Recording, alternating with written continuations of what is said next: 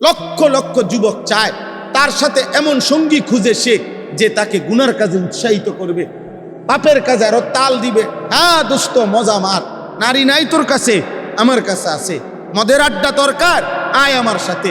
জুয়ার আড্ডা চিনবি, আমার সাথে আয়। নর্তকী বেশ্যার আড্ডা চিনবি, আমি তোরে দেখাইতেছি। আমার তোর মোবাইলে এমবি নাই, আমার মোবাইলে আছে। দেখ দোস্ত, দোস্তের জন্য যদি উলঙ্গ ছবি না দেখাইতে পারি, দোস্ত হইলাম কি এর? হ্যাঁ, আমার মোটর সাইকেল তোরে যদি না দিতে পারি, বন্ধু হইলাম কিসের? চল নষ্ট হ, গুনাহ কর। আল্লাহ বলেন, এই নবীগণ বলতেন, ওয়ালাকিন লা তুহিব্বুনান নাসিহিন, হে আমার কওম, আহারে তোমরা তো নসিহতই পছন্দ করো না, উপদেশই পছন্দ করো না। নয়তো বলো না আমি কি পরিমাণ তোমাদেরকে বলেছি, বিনিময়ে আজ কোনো পাত্তা দিলা না আমার কথায়। আজ আযাবের মুখোমুখি হয়ে, আজ ধ্বংস হয়ে গেল, ধ্বংস হয়ে গেল। ফাআখাযাতহুমুর রাজফাতু ফাআসবাহু ফি দারিহিম জাসিমিন। এক ভূমিকম্প আসলো, এক কম্পনে আল্লাহ তাআলা বলেন ওই মানুষগুলো বসা ছিল, যে যেভাবে ছিল উল্টা হইয়া পইরা উপুর হয়ে পড়ে সব শেষ হয়ে, সব শেষ হয়ে। প্রিয় বাবা, প্রথম দিন যেদিন নবী সাল্লাল্লাহু আলাইহি সাল্লামকে আল্লাহ তাআলা প্রথম যেদিন মানুষকে আল্লাহর দিকে ডাকতে বলছে, যেই কোরআনের যেই আয়াতের মাধ্যমে, সেদিন প্রথম কি বলছে আল্লাহ তাআলা? সেদিন প্রথমেই বলছে, ইয়া আইয়ুহাল মুদ্দাসসির কুম ফাআনদির। এটাই প্রথম, অর্থাৎ ইকরা বিসমি রাব্বিকাল্লাযী খালাক, এটা তো প্রথম আয়াত কোরআনের। কিন্তু মানুষকে আল্লাহর দিকে ডাকার জন্য প্রথম আদেশ করছেন দ্বিতীয় আয়াত, মানে দ্বিতীয়বার যেটা নাজিল হয়েছে সূরা মুদ্দাসসির। কুম ইয়া আইয়ুহাল মুদ্দাসসির, হে চাদর পরা বন্ধু আমার, কম্বল পরা নবী আমার, শুয়ে থাকলে হবে না বন্ধু। নবী সাল্লাল্লাহু আলাইহি সাল্লাম শোয়া ছিলেন, কম্বল গায়ে, চাদর গায়ে। আল্লাহ বলছেন, ইয়া আইয়ুহাল মুদ্দাসসির, চাদর পরা বন্ধু। ওই ভাই, তুমি কাউরে নিও না, বাবা তুমি একলা যাও। মাশাআল্লাহ। তো কুম ফাআনদির, কেউ উঠো না, একজনের দেখা দেখি আরেকজন উঠো, তোমার সময় আবার তুমি উঠো। এটা মনে করো না, এটা অভ্যাস করো, তাইলে ভালো হবে। আল্লাহর দিক থেকে সরে যাইবে না, জান যায় যা, কষ্ট হোক, গরমই তো লাগতেছে, আর কি, এর চাইতে বেশি কিছু না। এটুকু গরমে মরবে না, আল্লাহ তৌফিক দান করেন।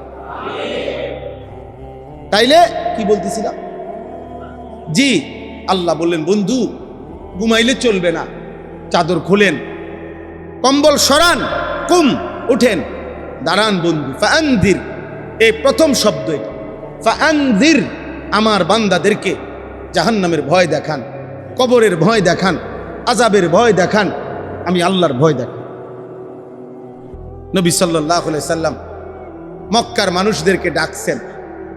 সাফা পাহাড়ের পাশে আবু কুবাইস, সাফা আর জাবালে আবু কুবাইস একসাথেই, এই পাহাড়ের চূড়ায় দাঁড়িয়ে নবী সাল্লাল্লাহু আলাইহি সাল্লাম তার কওমের লোকদেরকে ডাকছেন। কুরাইশের লোকেরা একত্রিত হয়েছে। আল্লাহর নবী সাল্লাল্লাহু আলাইহি সাল্লাম বললেন, ইয়া মা'শারা কুরাইশ, আরাআইতুম লাউ আখবারতুকুম আন্না খাইলান তুসাব্বিহুকুম আলাস্তুম মুসাদ্দিকি। নবীজি বললেন, হে কুরাইশ জনগণ, আমি যদি আপনাদেরকে এখন বলি, সংবাদ দেই যে আগামীকাল ভোর হইতে হইতেই, ভোরবেলা একটি অশ্বারোহী দল আপনাদের উপরে আক্রমণ করবে, আপনারা কি আমার এই কথাটি সত্য মনে করবেন? আলাস্তুম মুসাদ্দিকি, আপনারা কি আমাকে সত্য মনে করবেন না? এভাবে নবীজি জিগাইলেন প্রথম। এই তাফসীরে আছে, মক্কার মানুষ বলল, কি আশ্চর্য শব্দ বলছে দেখেন, বলছে মা জাররাবনা আলাইকা ইল্লা সিদকান, মুহাম্মদ গত 40 বছরে তোমার ব্যাপারে সত্য ছাড়া মিথ্যা বলার কোনো অভিজ্ঞতা আমাদের কারো নাই। গত 40 বছরে আমাদের কারোই অভিজ্ঞতা নাই তোমার ব্যাপারে যে তুমি কখনো মিথ্যা বলছো, বরং তোমার ব্যাপারে আমাদের অভিজ্ঞতা এটাই যে গত 40 বছর ধরে আমরা এটাই জানি তুমি সত্যবাদী। এই সময় দেখেন, এখানেও কিন্তু এটা লক্ষণীয়। 40 বছর আল্লাহ তাআলা অপেক্ষা করাইছেন। নবী সাল্লাল্লাহু আলাইহি সাল্লাম যদি 12 বছর বয়স থেকে কালেমার দাওয়াত দিতেন, তাতে আরো কিছু বেশি মুসলমান হইল। বুঝেন নাই কথাটা? 12 বছর বয়সের থেকে কামে লাগাই দিত। 40 বছর খামখেয়ালি কথা মিয়া, এত লম্বা সময় পার করলেন। 40 বছর আমাদের খতিবে আজম, মুনাজিরে জামান, আমাদের গর্ভের ধন, আমাদের অহংকার, আমাদের বাংলাদেশ না সারা পৃথিবীর রত্ন আল্লামা নুরুল ইসলাম অলিপুরি দামাত বারাকাতুহুমুল আলিয়া হযরতের জবানে আমি শুনছি, বিগত 40 বছর ছিল আল্লাহ তাআলা নবী সাল্লাল্লাহু আলাইহি ওয়াসাল্লামের নবুয়তের দলিল হিসাবে আল্লাহ তাআলা রেডি করছেন।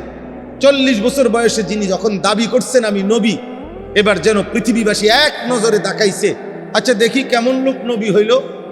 আল্লাহ তাআলা বললেন, দেখো পৃথিবীবাসী বিগত 40 বছর তার দেখো কোন জায়গায় 1 সেকেন্ডের একটা দাগ বসাইতে পারবা এমন একটা স্পট, এমন একটা কালো চিহ্ন তার জীবনে। এমন সুন্দর, এমন পবিত্র, এমন উত্তম সে নবী হবে না তো হবেটা কি? মা জাররাবনা আলাইকা ইল্লা সিদকা, আমরা তোমার ব্যাপারে সত্য ছাড়া অন্য কোনো অভিজ্ঞতা নাই। আল্লাহ নবী সাল্লাল্লাহু আলাইহি সাল্লাম তখন বললেন ফা ইন্নী নাযীরুন লাকুম বাইনা ইয়াদাই আযাবুন শাদীদ, নিশ্চয়ই আমি তোমাদের নিকট ভয় প্রদর্শনকারী, নাযীর, বাইনা ইয়াদাই আযাবুন শাদীদ। হে আমার জাতি, এই মিথ্যা, এই কুফর, এই শিরিক, এই মূর্তি পূজা, এই চুরি ডাকাতি, জিনা, ব্যভিচার, রাহাজানি, এর পরিণামে তোমাদের জন্য সামনেই অপেক্ষা করছে আযাবুন শাদীদ, বড় ভয়ানক আযাব। তোমরা ফিরে আসো, তোমরা আল্লাহর দিকে ফিরে আসো। কুলু লা ইলাহা ইল্লাল্লাহ তুফলিহুন, তোমরা সব ছেড়ে দিয়ে এক আল্লাহকে ডাকো, তাহলেই সফল হবে, কামিয়াব হবে। দোস্ত, তাহলে এই কথা বোঝা গেল, এই আমরা ওলামায়ে কেরাম, এই সমাজের হাজারো 600-800 কোটি মানুষ যদি সারা পৃথিবীতে হয়, 600 কোটি কাফের যদি হয়, তো এই 600 কোটি কাফের এক যুগে, 600 কোটি কাফের পৃথিবীতে সবাই নিজেরা এবং অন্যকে দুনিয়ার স্বপ্নই দেখাইতেছে। 250 কোটি মুসলমান, এই 250 কোটি মুসলমানের মধ্যেও সংখ্যাগরিষ্ঠ মুসলমান দুনিয়া নিয়েই ব্যস্ত আছে। এর মাঝখান দিয়া এই 800 কোটি মানুষের ভিতরে অল্প কয়েকজন মোল্লা মৌলবী, অল্প কয়েকজন মুন্সি হুজুর, অল্প কয়েকজন আলেমে দ্বীন বাকি মানুষগুলোকে জাহান্নামের থেকে ফিরাইবার জন্য আখিরাতের দিকে, আল্লাহর দিকে, ইবাদতের দিকে ডাকতেছে। হ্যাঁ, জানো না ভাই, এই জন্য এই সারা বিশ্ব জুড়ে আপনারা ভেবে দেখেন, সারা পৃথিবী জুড়ে যত কাফের, বেঈমান, মুশরিক, যত নাস্তিক, মুরতাদ, আল্লাহ দ্রোহী, ইসলাম বিদ্বেষী, তাদের ষড়যন্ত্রের, সমস্ত ষড়যন্ত্রের কেন্দ্রবিন্দু এই হুজুররা। সমস্ত ষড়যন্ত্র করছে কার বিরুদ্ধে? হুজুর। যে সুদখোর তার বিরুদ্ধে ষড়যন্ত্র কিতে করব? হয়তো তো লাইনে আছে, বুঝলেন না? যে ঘুষখোর তার বিরুদ্ধে কি ষড়যন্ত্র করবো কাফেররা? আমরা তো লাইনে আছে। যে নারী বেপর্দা, বেহায়া, তার বিরুদ্ধে কি ষড়যন্ত্র করব? ষড়যন্ত্র কিতা করবে? সে তো লাইনেই আছে। যেই সমস্ত লক্ষ লক্ষ যুবক প্রতিনিয়ত রাত নাই দিন নাই 24 ঘন্টা মোবাইল, নারী, ছবি, অশ্লীলতা, বেহায়াপনা, অসভ্যতার মধ্যে লিপ্ত, ওদের বিরুদ্ধে দুশ্মন কি ষড়যন্ত্র করবে? দুশ্মন তো ওদেরকে নিয়েই নিছে ওদের কাছে। আমরা তাদেরকে ফিরাতে চাই। এই অল্প কয়েকজন আলেম, এই জন্য বারবার বারবার ষড়যন্ত্রের কেন্দ্রবিন্দু ওলামায়ে কেরাম, ওলামায়ে কেরাম। আর এর মধ্যে এই ওলামায়ে কেরামের মধ্যে কথা স্পষ্ট, পৃথিবীতে একেবারে সূর্যের মতো কথা স্পষ্ট, সারা পৃথিবীর সবচেয়ে বেশি ষড়যন্ত্র কওমি মাদ্রাসার ওলামায়ে কেরামের বিরুদ্ধে। এটাই বাস্তবতা। বারবার চেষ্টা হয় মেন এই পৃথিবী শয়তানের রাজত্ব হওয়ার ক্ষেত্রে বাধা এ কওমির অল্প কয়টা হুজুর, এগুলাই বারবার ঝামেলা করে। এরা যদি সরে যায় তো পুরা দেশ আফ্রিকার জঙ্গল হইতে আর বেশি দিন লাগবে না। কিন্তু ইনশাআল্লাহ শেষ ফোঁটা রক্ত থাকতে আমরাও হতে দেব না। আমরা বলেই যাব, আমরা বলেই যাব, আমরা মরে যাব, কোনো অসুবিধা নেই। আমরা খুন হব, গুম হব, অসুবিধা নাই। আমাদের পূর্বসূরীরা চলে গেছে, আমরা বলছি। আমরা চলে গেল আমাদের পরবর্তী জেনারেশন বলতেই থাকবে ইনশাআল্লাহ। আল্লাহর নবী সাল্লাল্লাহু আলাইহি ওয়াসাল্লাম বলেন, এই দ্বীনের মধ্যে প্রত্যেক জামানায় ইয়াগরিসু ফি হাযা দ্বীন গারসান ইস্তামিলুহুম ফি তাআতি। নবীজি বলেন, আল্লাহ তাআলা প্রত্যেক যুগে যুগে এই উম্মতের মধ্যে নতুন নতুন গাছ, নতুন নতুন চারা, নতুন নতুন গাছ উৎপন্ন করে, যাদেরকে আল্লাহ তাআলা তার দ্বীনের কাজে, তাআত, ইবাদত আর বন্দেগী আর দ্বীনের কাজে আল্লাহ তাআলা কাজে লাগায় থাকে, কাজে লাগিয়ে থাকে। এজন্য কখনোই জমিনে ইনশাআল্লাহ ইমানের কথা, ইসলামের কথা, আল্লাহর কথা বন্ধ হবে না ইনশাআল্লাহ। কোন ষড়যন্ত্রকারী প্রত্যেক, মনে রাখবেন, শয়তান ইবলিস কয়দিন পর পরে প্রত্যেক সময়ে যখনই একটা ষড়যন্ত্রের কোনো দল একটু স্থিমিত হয়ে যায়, ঠান্ডা হয়ে যায়, তো পরবর্তী নতুন কোনো দল শয়তান সামনে না দিয়া দেয়। আবার এটা এই মুহূর্তে আপনার অনেক কিছু শয়তান দিয়া চাইছে, সবাই ওলামায়ে কেরামের বিরোধিতার মুখে ঠান্ডা হয়ে গেছে। এই লেটেস্ট যেই ইবলিস, যেই কুফরি মতবাদ, ভ্রান্ত বাতিল যেই ফেরকা বর্তমান বাংলাদেশে জোরদার মাঠে নামাইছে, এই মুরতাদ সংগঠনের নাম হলো হিজবুত তাওহীদ। এরা একটি কুফরি সংগঠন, একটি কুফরি মতবাদ, যারা নাম দিছে তাওহীদ, কিন্তু যাদের কথাবার্তা, বিশ্বাস, চিন্তা চেতনার মধ্যে অসংখ্য কুফরি। ওলামায়ে কেরামকে প্রকাশ্যে প্রতিদিন একচেটিয়া আলেমদেরকে বলতেছে, বাংলাদেশের সারা পৃথিবীর সমস্ত আলেম আমরা সব ধর্ম ব্যবসায়ী, আমরা সব ধর্ম ব্যবসায়ী, আর এতে তরকারি ব্যবসায়ী, এতে ফুলকপি ব্যবসায়ী, পাতাকপি বেচে, আমরা ধর্ম ব্যবসায়ী, সবাই পাইকারি। এটা আমাদেরটা হইল ইসলাম, হেডটা হইল ইসলাম। আমরা হুজুর হইল ইমাম, হ্যাঁ গো হুজুর হইল এমাম। হ্যাঁ, হ্যাঁ এমাম কন, ইসলাম। এটার মধ্যে কি মজা পাইল কে জানে। যাই হোক আব্বা, বলতে চাচ্ছি আপনাদের কাছে, এইখানে আমি যে 4টা আয়াত পড়ছি, এবারে 4টা আয়াতের তর্জমা বলি, তাইলেই আমার কথা শেষ।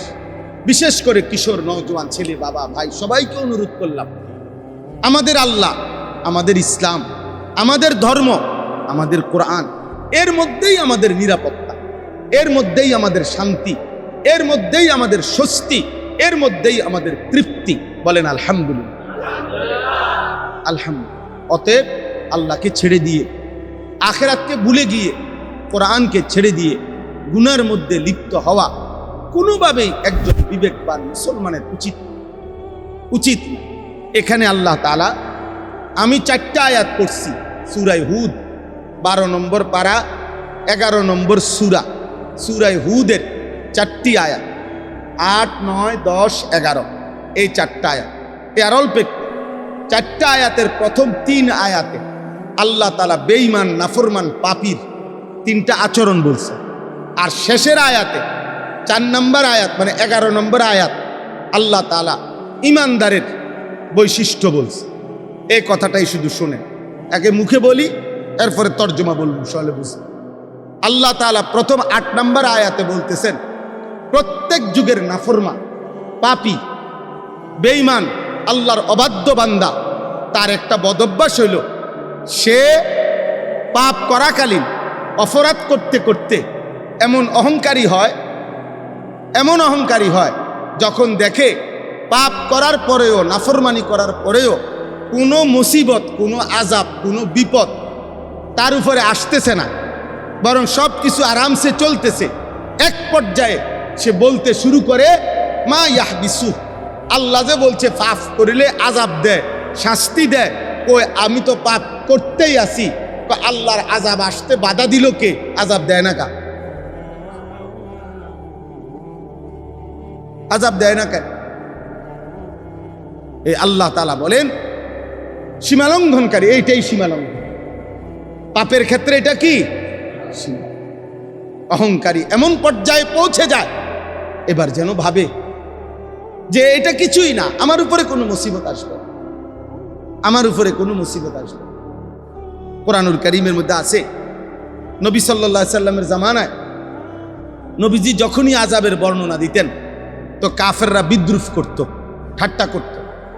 তো একদিন নজর ইবনে হারেস, একজন কাফের সর্দার, নবীজির সামনেই বলতেছে, মুহাম্মদ রাহো, তোমার আল্লাহর কাছে আমি কই। তো হাত উঠাইছে, আল্লাহুম্মা ইন কানা হাযা হুয়াল হক মিন ইনদিক, আল্লাহ এই মুহাম্মদ যদি তোমার পক্ষ থেকে সত্যবাদী হয়ে থাকে এবং তুমি তারে যদি পাঠাইয়া থাকো আর সে যা বলতেছে আযাবের ভয়, তাহলে তোমার কাছে আমরা এখানে আসি, এখন ফাতিনা বিআযাবিন আলীম, তুমি এখন আমাদের উপরে আযাব আনো, এখন আনো। কইছে তোমার কি আযাব আছে তাই দাও এখন। এইভাবে ডাইরেক্ট বলছে। কোরআনে আল্লাহ তাআলা আয়াত নাজিল করে বলছে, বন্ধু আহা বেঈমান কি বলল, সাআলা সাইলুম বিআযাবিন ওয়াকি' লিল কাফিরিনা লাইসা লাহু দাফি' মিনাল্লাহি যিল মাআরিজ। আল্লাহ বলে, বন্ধু এক বেঈমান আপনার সামনে প্রকাশ্যে আমি আল্লাহর আযাব চাচ্ছে না, আপনি তাকে বলেন শুধু আযাব না, বিআযাবিন ওয়াকি', আযাব তো নিশ্চিত আসবে, লিল কাফিরিন, নাফরমানার বেঈমানের জন্য, লাইসা লাহু দাফি', সেদিন আযাব যখন আসবে সেদিন আর প্রতিহতকারী কেউ থাকবে, ঠেকাইতে পারবে আর কেউ থাকবে। বলেন না, যেদিন সত্যি সত্যি ফেরাউনের উপরে আযাব আসছে সেদিন আর কেউ ঠেকাইতে পারছে? যেদিন সত্যি সত্যি নমরুদের উপরে আযাব আসছে সেদিন আর কেউ ঠেকাইতে পারছে? যেদিন সত্যি সত্যি কারুনের উপরে আযাব আসছে সেদিন আর কেউ ঠেকাইতে পারছে? যেদিন নূহ আলাইহিস সালামের কওম পানিতে ডুবে গেছে আর কেউ থামাইতে পারছে? যেদিন হুদ আলাইহিস সালামের কওম ঘূর্ণিঝড়ে ধ্বংস করে দিছে আল্লাহ, তখন আর কেউ থামাইতে পারছে? একটা জাতি, একটা ব্যক্তি আযাবের মুহূর্তে আর নিজেকে ঠেকাইতে, নিজে কিংবা নিজের শক্তি দিয়ে প্রতিহত করার মতো কোনো ক্ষমতা আল্লাহর মোকাবেলায় আর রাখেন, আর রাখেন। তো আল্লাহ তাআলা বলেন, এই হলো প্রথম। আল্লাহ বলে, বন্ধু এই সব বেঈমান নাফরমান পাপের মধ্যে উল্লাসী, ওদেরকে বলে দেন, শোনো যেদিন সত্যি আযাব আসবে সেদিন কিন্তু আযাব ঘিরে ফেলবে, তোমার ঠাট্টা করা বিষয় আযাব ঘিরে ফেলবে, সেদিন আর প্রতিহত করার কেউ থাকবে না। এই প্রথম আয়াত এটা, ওয়ালা ইন আখারনা আনহুমুল আযাবা ইলা উম্মাতিম মাদুদা। আল্লাহ তাআলা বলেন, কোন নাফরমান পাপীর কাছ থেকে আমি যদি একটি নির্দিষ্ট সময় পর্যন্ত আযাবকে বিলম্বিত করি, তাহলে ইয়াকুলুন্না, তখন ওই নাফরমান গোষ্ঠী বলতে থাকে, মা ইয়াহবিসুহু, আল্লাহর আযাব আসার থেকে কে বাধা দিল? কই আযাব, কই আযাব? এই প্রত্যেক যুগের জালেম একটা সময় আইসা জুলুম করতে করতে, অন্যায় করতে করতে এমন সীমালঙ্ঘনকারী হয় আর বুঝে আসে, আর তার কথাবার্তায় বুঝাই যায় সে আল্লাহ আছে, আল্লাহর আযাব আসবে, এটা মোটেই আর ধারণাও করে, ধারণাও করে। আমরা দেখছি না বিগত সময়ে, কথা বলেন না কেন, শেষ দিকে আইসা প্রত্যেক বিরোধীকে, তাদের মতের বিপরীত প্রত্যেককে কি পরিমাণ বিদ্রুপ করছে, কথায় কথায় উলামায়ে কেরামকে, সাধারণ জনগণকে, প্রতিবাদী মানুষকে, বিক্ষুব্ধ মানুষকে। একদিন সত্যিই দেখা গেছে, পৃথিবীবাসী দেখছে যে বাচ্চা বাচ্চা ছেলে, নওজোয়ান এদের হুঙ্কারে চলে যেতেই বাধ্য হয়েছে। এটাই সত্যবাস, এটাই বাস্তবতা। এটা সবক, এটা রাজনীতি না। আমি রাজনীতির মানুষও না, কিন্তু এটা সবক, এটা নগদ সবক দেখে বললাম। এভাবেই প্রত্যেক সবক। ফেরাউনের কথাটা বোঝেন, আপনি আশ্চর্য হইবেন, তাফসীরে আছে কথা। ফেরাউন এর আগে মুসা আলাইহিস সালাম ওনার হাতের লাঠির আঘাতে আল্লাহর কুদরতে 12টা রাস্তা হয়ে গেছে নদীতে। তো ওনার বনি ইসরাইল বংশধররা এই 12টা রাস্তা দিয়া নদীর উপর দিয়া ওনারা ওই পারে চলে গেছে। এরপরে পিছি দিয়া ফেরাউন এখানে আসছে, আইসা পারে, আইসা এই পারে সেও দেখছে 12টা রাস্তা। কথাটা বোঝেন সবাই, ছেলেরাও বুঝবা ভাই।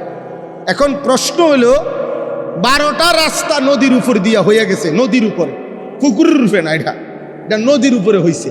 আচ্ছা, এখন এখানে দাঁড়াইয়া সে বলতেছে মুসাকে ধরার জন্য তোমরাও এখান দিয়ে চলো, মুসাকে ধরতেই হবে। কিন্তু আমি বুঝাইতে চাইতেছি যে এই বেঈমান জুলুম করতে করতে জালেম এইখানে দাঁড়াইয়া এত বেকুব হইছে যে তুমি তো একটা মিনিট দাঁড়াইয়া 1 মিনিট হইলো চিন্তা করা দরকার ছিল। আমি হইলাম খোদা এবং আমি হইলাম শাসক, আমি হইলাম বাদশাহ, পুরা মিশরের অধিপতি আমি। এত বড় নদীতে 12টা রাস্তা হয়ে গেল, আমি জানি না উদ্বোধন হইলো কোন দিন, মাটি কাটলো কোন দিন, পিলার ডালাই হইলো কোন দিন, 12টা রাস্তার অলরেডি চালু করে দিল কে? কিরে আমি কো?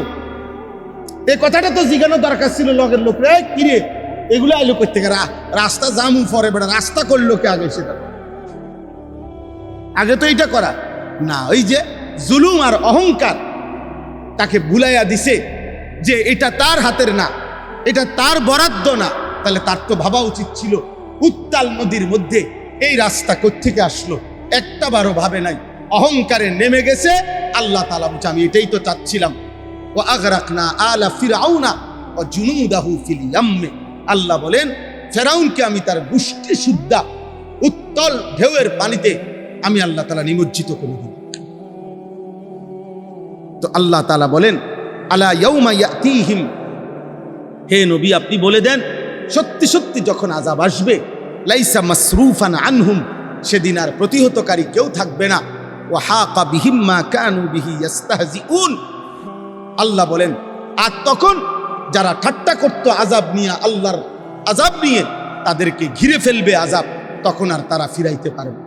আমি এইখানে যদি একজন যুবক কথা কই, প্রিয় ভাই তোমার কাছে আমি বলি, একটা নওজোয়ান এভাবে দিন রাত একটানা, আমি এটা বেশি ভয় করি রে আব্বা, এত চিল্লা চিল্লি কাবজাব করি, আমার এই একটাই উদ্দেশ্য, কিরে ভাই গুনাহ আমারও আছে, খোদার কসম গুনাহ তোমারও আছে, গুনাহ সবারই আছে, কিন্তু এইভাবে গুনার উপরে অহংকার, গুনার উপরে বড়াই, যে 365 দিন, 1 বছর একদিনও তুমি ফজরের নামাজ পড়লা না, এটা কিভাবে সম্ভব?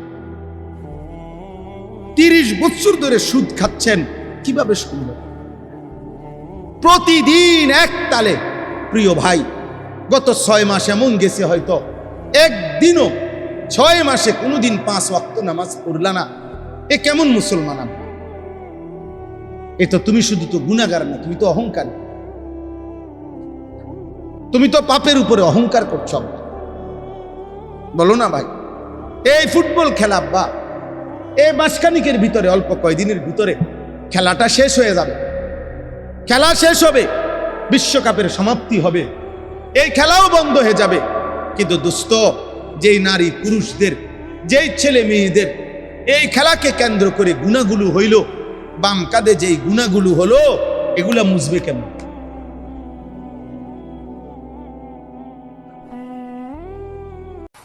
বলো না আব্বা, এটা মুছবা কেমন? একদিন তোমার ফেসবুক মোবাইলে, একদিন ইউটিউব থাকবে না, এই প্রযুক্তি থাকবে না, নিশ্চিত নিশ্চিত প্রতিনিয়ত এর চাইতে আপডেট প্রযুক্তি আইসা পিছনের প্রযুক্তিকে ফেলে দিবে। কিন্তু প্রশ্ন হলো, রাত জেগে দিন জেগে এই মোবাইলের গুনাহ, অশ্লীল উলঙ্গ ছবির নর্তকী দেখার গুনাহ যা বাম কাঁধে জমা হয়েছে, সেখান থেকে মুছবে কেমন? মোবাইল থেকে না ডিলিট করে দিলা, কিন্তু বাম কাদের আমল নামা থেকে বা এক ওয়াক্ত নামাজ, খুদার কসম, এক কোটিবারও কেউ যদি কাজা পড়ে পরবর্তীতে, সেটা তো কাজা। কিন্তু যেদিনকার নামাজ, যেই ওয়াক্তের নামাজ, ওই ওয়াক্তের দাম, ওই ওয়াক্তের মূল্য, ওই ওয়াক্তের সওয়াব আর কেমনে মিলবে? কেউ যদি 50 বছরের নামাজেরও কাজা করে, কাজা না করলো, কিন্তু আসলি নামাজ যেটা ওয়াক্তের নামাজ, সেই নামাজের নেকি আর কেমনে মিলবে? বলো না ভাই, বলো প্রিয় ভাই। অতএব এটা বুঝতে শেখো। গুনার উপরে অহংকার করো না, পাপের উপরে। এই সুস্থতা শেষ কথা না। প্রতিদিন বাংলাদেশে সবচেয়ে বেশি অ্যাক্সিডেন্ট হয় যুবকরা, প্রতিদিন। এখনো বাংলাদেশে সমস্ত হসপিটালে চলো, একটা ছেলে, চলো আব্বা আমি তোমারে দেখা, আমার খরচ দিয়া চলো, তুমি বাংলাদেশের 100টা হসপিটালের রুগী তুমি যাচাই করে লিখে আনো, দেখো নওজোয়ান রুগী বেশি। সমস্ত পঙ্গু হাসপাতালগুলোতে তুমি গিয়ে দেখো, হাত ভাঙ্গা পাও ভাঙ্গা রুগী নওজোয়ান বেশি। প্রতিদিন বাংলাদেশে যদি 10টা অ্যাক্সিডেন্ট হয়, রোডে সড়ক দুর্ঘটনা হয়, তার মধ্যে 6 থেকে 7টা হবে নওজোয়ান কিশোর যুবকের মোটরসাইকেলের দুর্ঘটনা।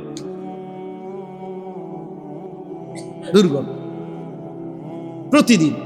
আমি সেদিন সিলেটে, কিছুদিন আগে সিলেটে একটি private medical college, private medical হাসপাতাল, মেডিকেল কলেজ বিশাল বড়, এটার চেয়ারম্যান যিনি, ওনার সাথে আমি একটা অনুষ্ঠানে ছিলাম। উনি বলতেছে কথার প্রসঙ্গে, তো হুজুর প্রতিদিন বিশ্বাস করেন আইসিইউতে যে কয়জন রুগী প্রতিদিন ঢোকে, তার মধ্যে প্রত্যেক দিন 3 ভাগের 2 ভাগ যুবক ছেলে। এবং কয় যে হুজুর 3 ভাগের 2 ভাগ আইসিইউ রুগী, এসব অ্যাক্সিডেন্ট এবং এর অধিকাংশই মোটরসাইকেল। এমন মুমূর্ষ যে আইসিইউ ছাড়া আর কাজ হয়। বলো না তো অহংকার। তোমরা অনেক ছেলে, কয়জন ছেলে আসো প্রিয় ভাই, তোমরা আমাদের মাওলানা আতাউর রহমান ফরদাবাদী মৌলানা ভাই, অনেক ফিকিরওয়ালা ভাই, নওজোয়ান ভাই, এখানে অনেক নওজোয়ান আলেম আছে। আব্বা তোমাদের কাছে আমার অনুরোধ, জীবনটা আলেমদের সাথে বাঁধা রাখো। মোবাইল আর নর্তকী এক পুরুষের চাহিদা পূরণের জন্য আব্বা, এত নারী লাগে না। 10টা মহিলা দিয়ে তুমি কি করবা? এত মহিলা দিয়ে কি করবা? একজন পবিত্র হালাল স্ত্রীর জন্য অপেক্ষা করো। সেই স্ত্রী মিললে চাহিদাও পূরণ হবে, হাজারো দিনই ফায়দাও আসবে। আমার বিবি আছে, আমার 4টা ছেলে মেয়ে আছে। তা আমার 4টা ছেলে মেয়ে, আমার 4জন ছেলে মেয়ে, এই 4জন ছেলে মেয়ে প্রাথমিক কোরআন শিখা, অজু নামাজ শিখা, আল্লাহ চিনা, রসুল চিনা, কালেমা ঈমান আমলের ছোট কথা বলি, সব কিছুই আলহামদুলিল্লাহ। তো আমার বাচ্চার মা আমার বিবির কাছ থেকেই তারা শিখছে। তাহলে একজন পবিত্র স্ত্রী দুনিয়াবি যেই চাহিদা তাও পূরণ হয়, আখিরাতের জন্য নেক কাজের সহযোগী হয়, নেক কাজের সহযোগী হয়। একজন বিবি তোমার সন্তানের মা হবে, একজন বিবি তোমার বংশের জন্য আগামী প্রজন্মকে এগিয়ে নেবে, একজন বিবি তোমার জীবনের পরামর্শের সুখে দুঃখের একজন সঙ্গী হবে। কিন্তু বেশ্যা, পতিতা, মোবাইলের নর্তকী, সিনেমার নর্তকী, সে তোমার কি কল্যাণ করবে? বলো না ভাই, মোবাইলের নর্তকী তোমার কি কল্যাণ? আমরা ওই দিনও কিতাবে পড়ছি, একজন সিনেমার নায়িকা, নাটকের নায়িকা, সে তো অভিনয়ের সময় প্রেমের এমন সুন্দর কথা পুরুষকে বলে, পুরুষ নাটকের কারণে না, অভিনয়ের কারণে না মহিলাকে প্রেমের এমন সুখের কথা বলে, এটা তো অভিনয়ের কারণে বলে, টাকার কারণে বলে।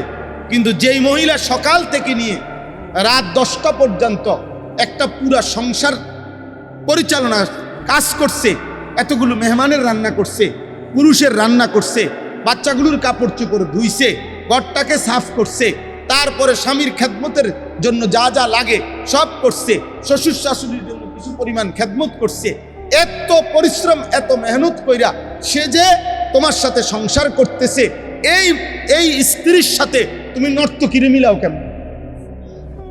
বুঝেন নাই মৌলানা সাহেব? অত অত হইল মোবাইলের নর্তকী, অত নায়িকা, অত অভিনয় করে আব্বা, অত সকালবেলা 4টা বাচ্চার কাপড় চোপড় ধোয় নাই, দুইছে। ও তো তার স্বামী ঠিক বরাবর 1টা বাজে খানা খাবে, ওর জন্য খানা রেডি করে নাই, খানা সব রেডি করে লাইছে। এর সময় কইছে, শুনছ একটু আলুর ভর্তা করো, আচ্ছা। কদ্দুর মসুর ডাল রান্ধ, আচ্ছা। সব রান্ধা মাত্র বাইরেছে, এই সময় ফোন গেছে, 2জন মেহমান আছে, যেমনি হোক কদ্দুর নতুন অন্য আর একটু কিছু আসেনি চাও, মানে এটা আমি আমার ঘরের কথা কই, সবার ঘরে এমন। এই না জিন্দিগি ভাই, এই না জিন্দিগি। কাপড় চোপড় গোসল করার জন্য কাপড় ওইখানে রাইখাও অনেকক্ষণ ধরে কাজ করতেছে। তাইলে প্রিয় ভাই, একজন পবিত্র স্ত্রী তোমার জীবনের সঙ্গী। কোরআনে আছে, নেক কাজ যদি স্বামী স্ত্রী একজন আরেকজনের সহযোগিতা করে, আল্লাহর কসম কোরআনে আল্লাহ বলছে, স্বামী স্ত্রীকে, স্ত্রী স্বামীকে দ্বীনের কাজে, নেকের কাজে সহযোগিতা করিলে কিয়ামতের দিন আল্লাহ তাআলা ওই স্বামী স্ত্রীকে বলবে, উদখুলুল জান্নাতা আনতুম ওয়া আজওয়াজুকুম তুহবারুন। আল্লাহ বলবে, তোমরা তোমাদের নেক কাজের সঙ্গী স্ত্রীকে সাথে করে, আনতুম ওয়া আজওয়াজুকুম, তোমরা এবং তোমাদের স্ত্রীগণ, উদখুলুল জান্নাহ তুহবারুন, খুশি খুশি তোমরা জান্নাতে ঢোকো। তাইলে দুনিয়ার চাহিদাও পূরণ হইল, হালাল চাহিদাও পূরণ হইল, যৌবনের চাহিদাও পূরণ হইল, দুনিয়া আখিরাতের অসংখ্য কল্যাণও বয়ে আনবে। তো এটা হারাম নারীর থেকে পাওয়া যাবে আব্বা? আল্লাহ আমাদেরকে হেফাজত করে, আল্লাহ আমাদেরকে হেফাজত। কোনো এক ছেলে যদি বুঝো ভাই, আমরা বলা সার্থক। সাথের আমি সব সময় বলি রে আব্বা, সমবয়সীর লোকে বুঝা ফাটতা না, ওইতে তোমারে হাসি দিয়া, তাল দিয়া, ওই তোমারে উড়াই দিব। তোমার হয়তো অনেকের এইম হয়, মানে আশা হয়, বা অনেকের কিছুটা বুঝ আসে, অনেকের মধ্যে একটু আগ্রহ তৈরি হয়, কিন্তু বন্ধু নামের শয়তান তারে আবার কি করে দেয়। হাদিস আছে, আমার কাছে কিতাব আছে, এক লোক নবী সাল্লাল্লাহু আলাইহি সাল্লাম এর সময়ে আপনার নামাজের ওয়াক্ত চলে যাচ্ছে, ঘুড়ির পিছনে দৌড়াইতেছে, বুঝছেন, গুড্ডির পিছনে দৌড়াইতেছে। তো আল্লাহ নবী সাল্লাল্লাহু আলাইহি সাল্লাম উল্লেখ করে বলছেন, দেখো এক শয়তান আরেক শয়তানের পিছনে দৌড়াইতেছে। আরে আপনি আরো শুনেন, আরো লাগবে। একের সহজ একটা উদাহরণ বলি, হাদিসে আছে, নামাজে যে দাঁড়ায়, তো নামাজি ব্যক্তির সামনে দিয়া যাওয়ার অনুমতি আসেনি? কথা বলে না ছেলেরা, ভাই তোমরা এটা জানোনি, নামাজি ব্যক্তির সামনে দিয়ে যাওয়ার কি নাই, এটা সবাই জানে। এই কথাইটা একেবারে পরিষ্কার, আমার নিজ চোখে এই হাদিস পড়ছি, মিশকাতে এই হাদিস আছে। আল্লাহ নবী সাল্লাল্লাহু আলাইহি সাল্লাম বলছেন, তোমাদের নামাজের, মানে কমপক্ষে নামাজের সেজদা আমি যেটুকু দেব, আমার এই সেজদা বরাবর এটুকু জায়গার এই সামনে দিয়া কেউ যেন অতিক্রম না করে। নবীজি বলছেন, তুমি তাকে হাত দিয়ে প্রতিহত করো। তো এই শব্দটা বলতে গিয়ে প্রয়োজনে তুমি তার সাথে যুদ্ধ করো, যুদ্ধ অর্থাৎ শক্তভাবে হাত কি করে এমন ভাবে ধরে রাখবা যে প্রয়োজনে যেন যুদ্ধ করতেছো, যে সে যেন কি না হইতে পারে, এখান দিয়ে পার হইতে কোনোভাবে না পারে। বিষয়টা এইভাবে বলার পর আল্লাহ নবী সাল্লাল্লাহু আলাইহি সাল্লাম বললেন, কেননা এই যে অতিক্রম করে ফেললে, যে লোকটা অতিক্রম করে, ফা ইন্নামা হুয়া শাইতানুন, এই শব্দটা হল রাসূলুল্লাহ সাল্লাল্লাহু আলাইহি সাল্লাম বললেন, কেননা এ হচ্ছে শয়তান। তাহলে যে নামাজি ব্যক্তির সামনে দিয়ে পার হয়ে যাইতেছে তারে নবী যদি বলে শয়তান, তো যে আরেকটা যুবককে উলঙ্গ ছবি দেখায়, নর্তকী দেখায়, জিনার ব্যভিচারের আড্ডায় নিয়ে যায়, হারাম খেলাধুলায় নিয়ে যায়, এটা কত নম্বর শয়তান? এটা শায়াতিন আল জিন, শায়াতিন আল ইনস ওয়াল জিন, এটা মানুষ শয়তান, ওইটা জিন শয়তান। ইবলিস হলো জিন শয়তান, আর এটা হলো কি শয়তান? আল্লাহ আমাদেরকে হেফাজত করেন। অতএব কষ্ট হইল গরমের মধ্যে, আপনারা মনোযোগ দিয়ে বসছেন, এই জন্য বললাম আমাগো ফিকির এটা। তোমরা যুবক, আমি ফিরাইতে চাই, আমার এটা স্বপ্ন, সারা জিন্দেগির স্বপ্ন, মুসলমানের সন্তান আল্লাহর দিকে ফিরব, যতভাবে পারি চেষ্টা করিয়ে। মাদ্রাসায় নতুন জায়গা কিনছি, আলাদা মাদ্রাসা করতে চাইতেছি যুবকদের জন্য।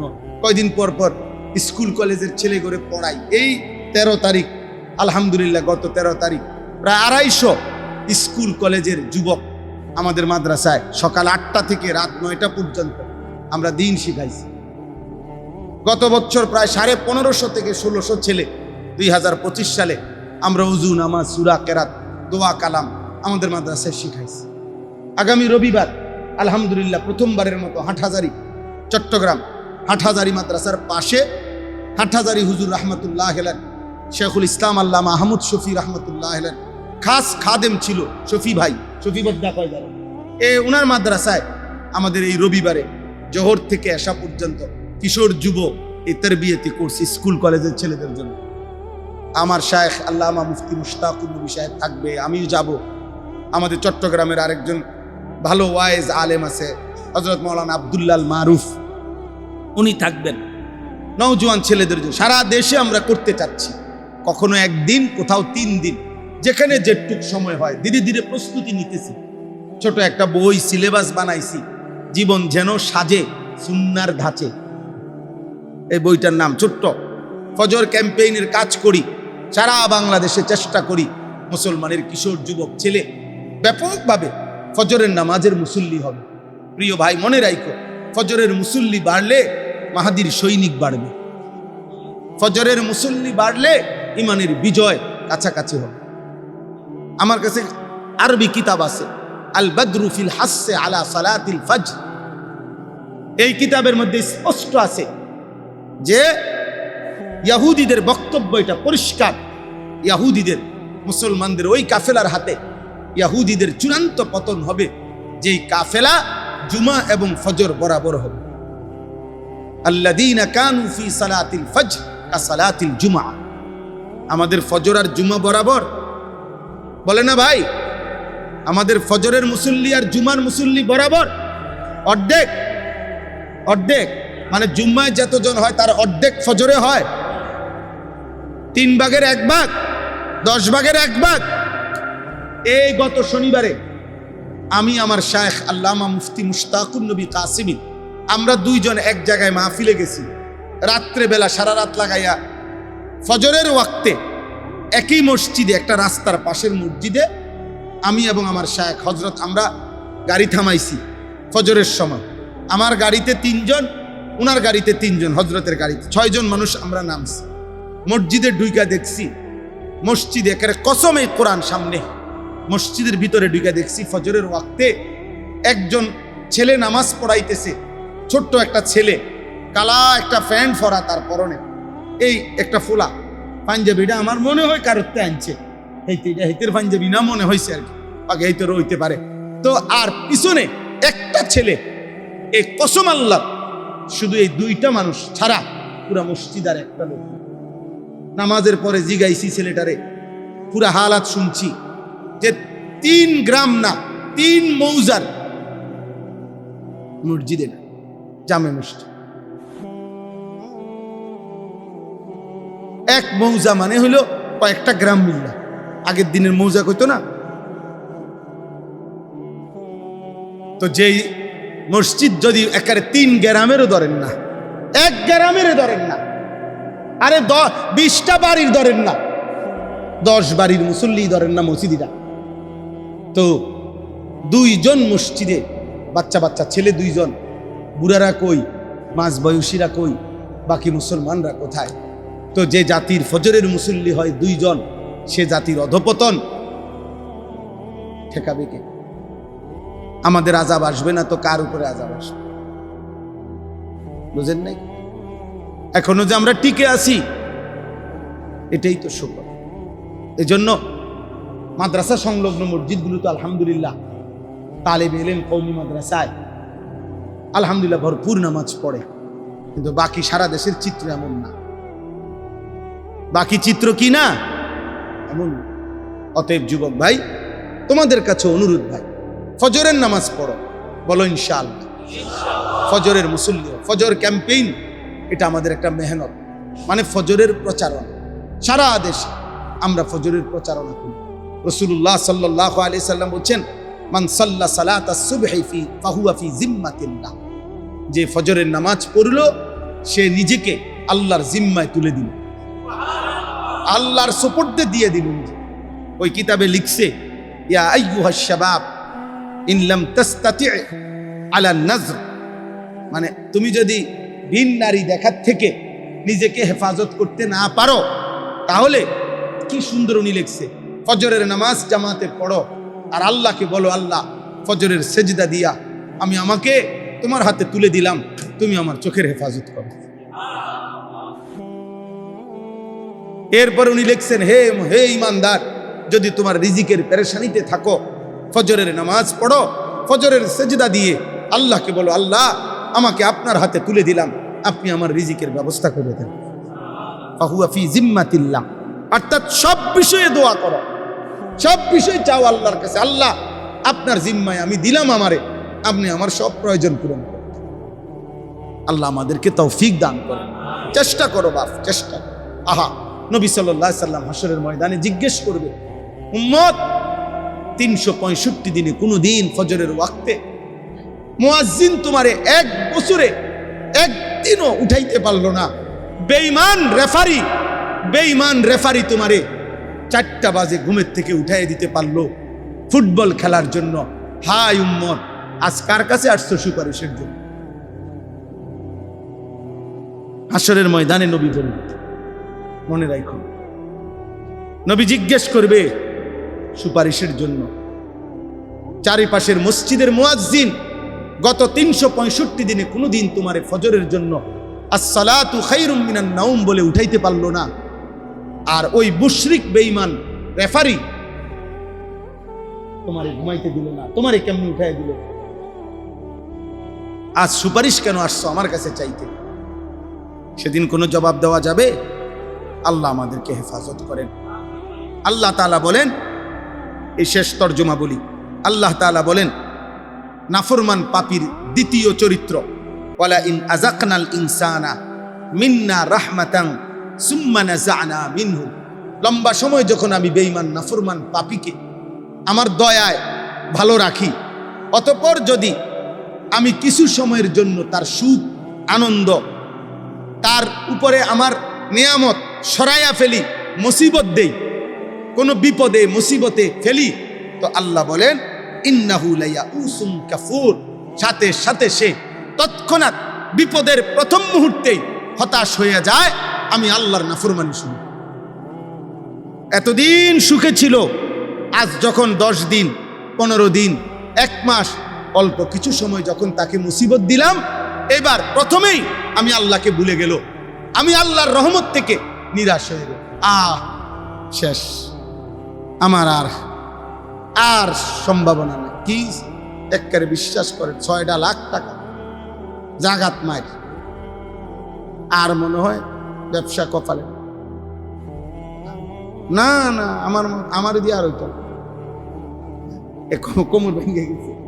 ঠিকই কইছে, হতাশ লায়াউস, আর নাকি আর আল্লাহকে ভুলে গেল।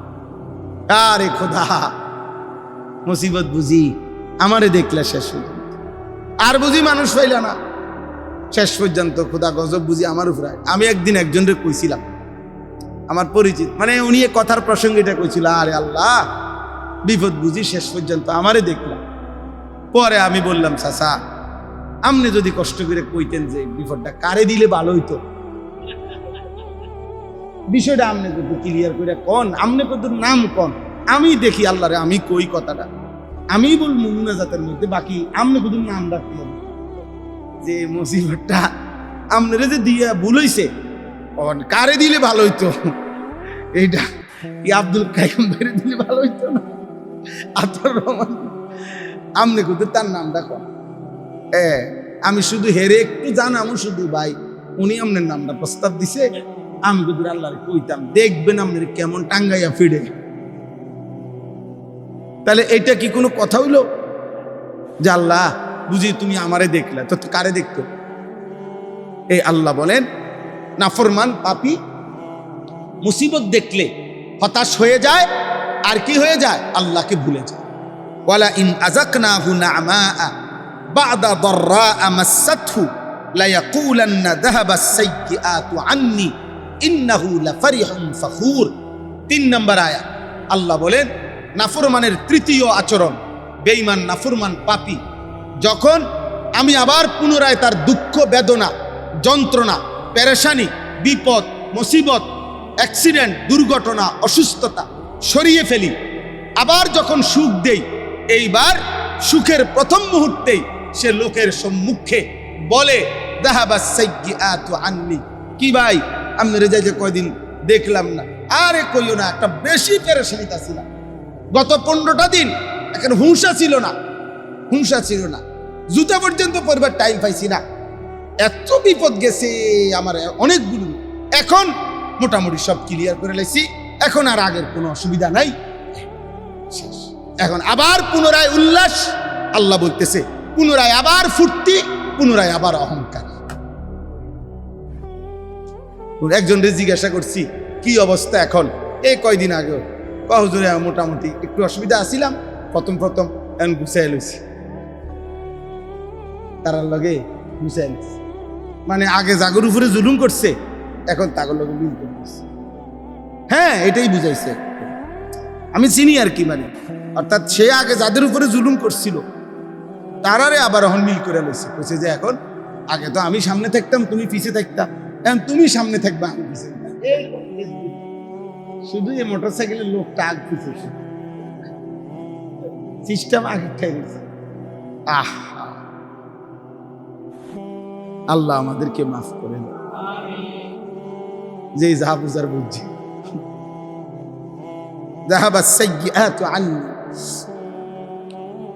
নাফরমান বলে বিপদ আপদ মুসিবত যা ছিল সব শেষ হয়েছে, ইন্নাহু লাফারিহুন ফাখুর, পুনরায় সে উল্লাস করছে অহংকার করছে।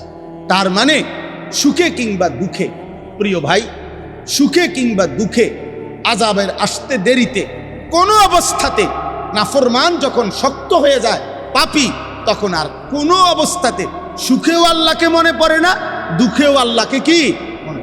আপনি আতাউর ভাই শুনেন, আপনি আমার কথাটা শুনুন, এ বেডারে বলছে কেবিন দিছে হসপিটালে, মনে করেন আগামী সোমবার আপনার অপারেশন, এই যে আপনার কেবিন, এই কেবিনের ভিতরে বইয়া বেডার আগামী সোমবারের অপারেশন হবে, মনে করেন উনি কেবিনে বইয়া টেলিভিশনে রঙিন টেলিভিশন সোমবারের অপারেশন, মানে দুঃখেও চার আল্লাহর কথা কি আসে না। তার রুগীর অপারেশন চলতেছে, তার বেডির সিজার হইতে আছে, হেতেরে কইছে আপনি রিসিপশনে বসেন, রিসিপশনে এত বড় এলইডি দিয়া নর্তকী নাচতেছে, নাটক চাইছে, আপনি নাটক চান, অসুবিধা এটা না, নাইলে হসপিটালের সাথে এই এখানে মুমূর্ষ ব্যক্তির পেরেশানি এনে টেলিভিশন দেখাই দিচ্ছে যে গুনার আরে বিপদের মুহূর্তেও আল্লাহকে কি করবেন না বলেন, নাই তো কারণটা কি, যে এই বিপদের মুহূর্ত তার টেলিভিশন দেখাইতে, ওই উদ্দেশ্য এটাই, কোনো অবস্থাতেই আল্লাহকে যেন কি না পড়ে মনে না। নাউজুবিল্লাহ। শেষ আয়াত আল্লাহ বলেন এই নাফরমান পাপী এই আচরণের বিপরীতে ইল্লাল্লাযীনা সাবারু ওয়া আমিলুস সালিহাত, আমার যে সকল ইমানদার বান্দা নেক আমল করে, সবর করে, মানে হলো সবরের মূল অর্থ হইল আল্লাহ তাআলার হুকুমের উপরে জমে থাকা, কোনো গুনাহ হতে না দেওয়া, কোনো আদেশ ছুটতে না দেওয়া, এটাকে বলে সবর। সবরের মূল অর্থ হইল আল্লাহর হুকুমের উপরে কি থাকা, অটল থাকা, জমে থাকা, মজবুত থাকা, এটাকেই বলা হয় মূলত সবর। তাইলে আল্লাহ বলেন যারা আমার হুকুমের উপরে অটল রইল, ও আমিলুস সালিহাত, এবং নেক আমল করতে থাকলো, ভাই আমি সুখে থাকি বা দুঃখে থাকি, পেটে খানা থাকুক অথবা না থাকুক, আনন্দ কিংবা বেদনা, চাহিদা পূরণ হোক বা না পূরণ হোক, আমার আল্লাহ ছাড়া আমার আর কেউ নেই। এই আল্লাহ বলেন এমন বান্দা যারা উলাইকা লাহুম মাগফিরাতুম ওয়া আজরুন কাবীর, আমি এমন প্রিয় বান্দার জন্য ওয়াদা দিলাম তার পিছনের সব গুনাহ মাফ করে দেব, আগামীতে আমি আল্লাহ আজরে কবীর মহা বিনিময় জান্নাত দিয়ে দেব। শর্ত কি? শর্ত হইল হার হালাতে সে আমার উপরে থাকবে, সুখেও আল্লাহ, দুঃখেও আল্লাহ, প্রত্যাশা পূরণ হলেও আল্লাহ, প্রত্যাশা পূরণ না হলেও আল্লাহ, ক্ষুধার্ত অবস্থায়ও আমার আল্লাহ, ভরপেট অবস্থায়ও আল্লাহ। নবীজি বলছেন ইন্নী আশবাউ ইয়াওমান আশকুরুল্লাহ, আমি এক বেলা পেট ভরে খাবো, আল্লাহর শুকর করব। ওয়া আজুউ ইয়াওমান আতাসাব্বারু বিল্লাহ, আমি এক বেলা ক্ষুধার্ত থাকবো, সবর করব। নবীজি বলছেন আল্লাহ আপনাকে পেট ভরা অবস্থায়ও ডাকতে মনে রাখি, আপনাকে ক্ষুধার্ত অবস্থায়ও মনে রাখি, এই হোক আমার জিন্দেগি, এই হোক আমার কি। হযরত আইয়ুব আলাইহিস সালামের নাম শুনছেন না? আইয়ুব আলাইহিস সালাম কিতাবে আছে 12 বছর কিংবা 18 বছর রোগে যন্ত্রণায় পেরেশানিতে ভুগছে, মারাত্মক অসুস্থতা ছিল, রোগ হইছে। 18 বছর পরে আল্লাহ ওনাকে পূর্ণ সুস্থ করছে, সব কিছু আবার ফেরত দিছে। মানে সংক্ষেপে বলতেছি তো কিতাবের মধ্যে আছে, আমি আরবি কিতাবের মধ্যে পড়ছি। আইয়ুব আলাইহিস সালাম আল্লাহকে জিজ্ঞেস করছিলেন, আল্লাহ আপনি আমারে অসুস্থতার আগে আমার 70 বছর গেছে, ওই 70 বছরে আপনি আমার কোন আচরণে নারাজ হইলেন? আপনি আমারে 18 বছর এই অসুস্থতায় ফেলে কেন রাখলেন? অথবা আপনি আমারে এই 18 বছরের অসুস্থতা দিয়া আপনার কি পেলেন? কদ্দুরে এমনি মন চাচ্ছে জানতে। এই আল্লাহ তাআলা বলছে আইয়ুব শোনো, অসুস্থতার আগের 70 বছর সুস্থ ছিলে, তুমি আমাকে পুরা ডাকছ, আমার বন্দেগী করেছ, আমার এক জাররা কোনো অভিযোগ নাই, আমি তোমার ওই সময়ের ইবাদতেও খুশি। 18 বছর আবার তুমি আমারে অসুস্থ অবস্থায়ও ডাকছ, পূর্ণ আমার এই অবস্থায়ও তোমার ব্যাপারে কোনো অভিযোগ নাই, তুমি রোগের অবস্থায়ও আমারে ডাকছ, বাকি আমি এই 2 রকম করলাম কেন? আল্লাহ তাআলা বলেন আইয়ুব আমার জাতের কসম, 70 বছর সুখের সময় তুমি আমারে যে ডাকছি না, আমার জাতের কসম আইয়ুব 18 বছর বা 12 বছরের রোগের মুহূর্তে দুঃখ বেদনার রোগ আর যন্ত্রণায় তুমি যখন আমাকে ডাকতা, 70 বছরের ডাকের চাইতেও 18 বছরের বেদনার ডাক আমার কাছে বেশি মজা লাগছে। সুখের ডাকের চাইতে দুঃখের ডাকে আমি মাওলা মজা পাইছি বেশি আইয়ুব।